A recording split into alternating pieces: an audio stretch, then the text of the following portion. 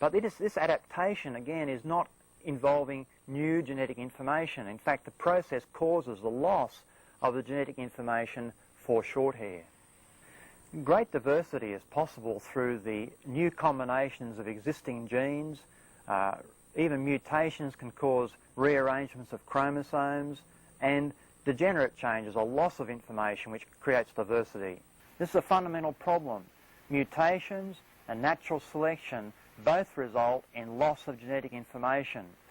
So there is no way that evolution of increasing complexity can occur. It is impossible that new information is coming from a random process. If you see a computer program, it needs a programmer. If you see a car, it needs a designer.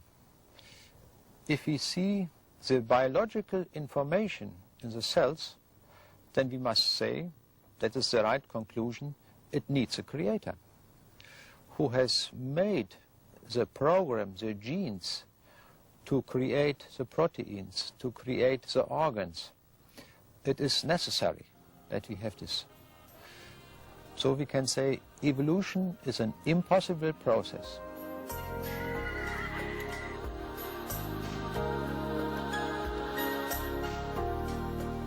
Every school child learns the supposed evolution of the horse, from tiny ones with multiple toes to large one-toed modern horses. What were their ancestors like? You can trace the evolution backwards. The clues are in their skulls, feet and teeth. From 4 toes to 1 toe, from short teeth to long teeth, from browsers to grazers. Choose one of the lighted buttons. Choose now.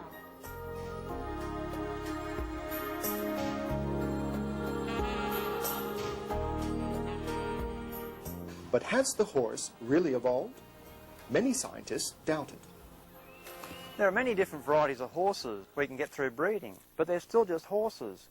We can get large ones, small ones, even ones with 3 toes. Evolutionists put these into a sort of a sequence and add a fossil rock badger at the bottom and then claim that's evidence for evolution. But you take out the fossil rock badger and you just have variation within a kind. Horses breed horses. That's not evolution.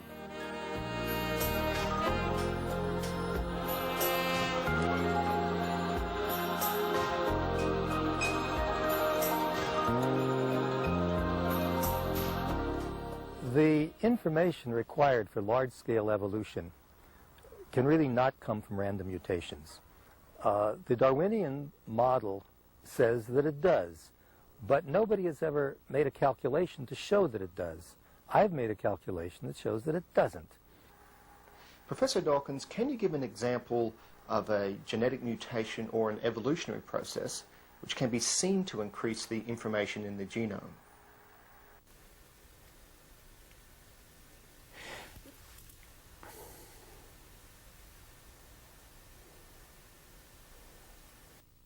There's a popular misunderstanding of evolution which says that fish turned into reptiles and reptiles turned into mammals, and so somehow we ought to be able to look around the world today and look at our ancestors. We ought to be able to see the intermediates between fish and reptiles, or between reptiles and mammals. We ought to be able to see fish kind of on the way to becoming reptiles. But of course that's not the way it is at all. Fish are modern animals. They're just as modern as we are. They're descended from ancestors, which we're descended from. Way back 300 million years ago, there would have been an ancestor, which was the ancestor of modern fish and the ancestor of modern humans.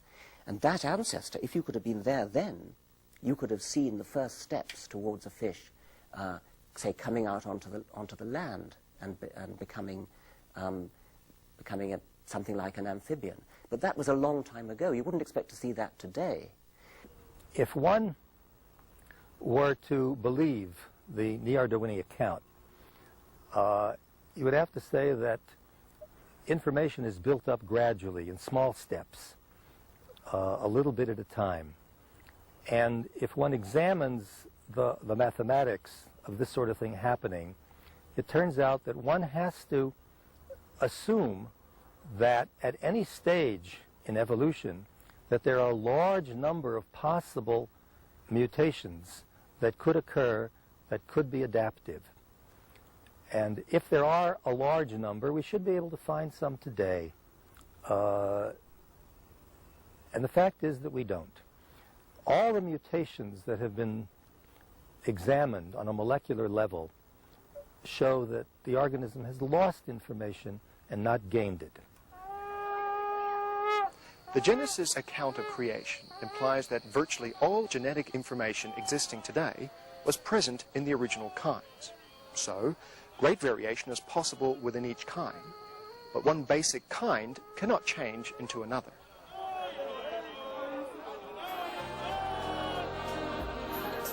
Michael Denton believes information can only come from an intelligent source. I tend to think that, in fact, the evidence suggests a transcendent sort of Hebraic God of the Judeo-Christian tradition. An external creator made the world and gave it its order, its pattern, and its ends. It's consistent, I think, with the evidence, though. It's consistent with it.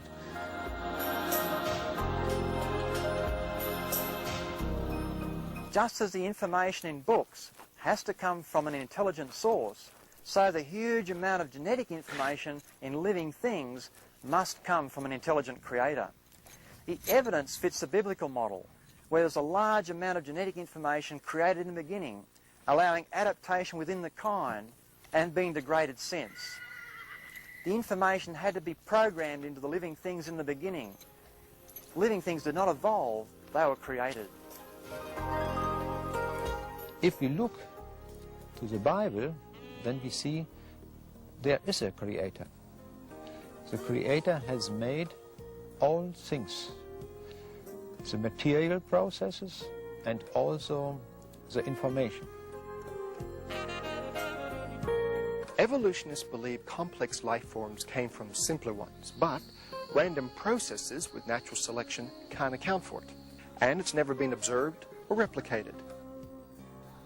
The accumulation of gradual changes produced by lucky chance has never been shown to add new information or increase complexity.